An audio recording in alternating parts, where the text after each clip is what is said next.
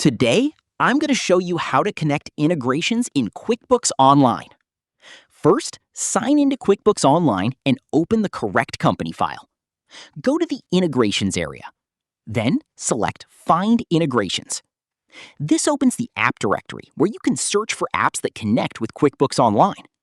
Use the search bar to find a specific app or browse the available integrations. You may find apps for areas like time tracking, payroll, reporting, inventory, or eCommerce. Before connecting an app, click it to open the Details page.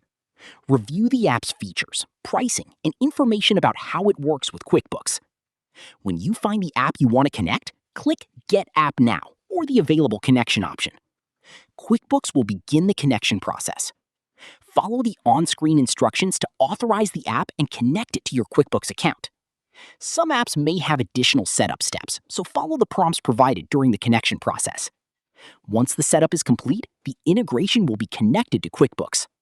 You can return to the integrations area later to review or manage your connected apps.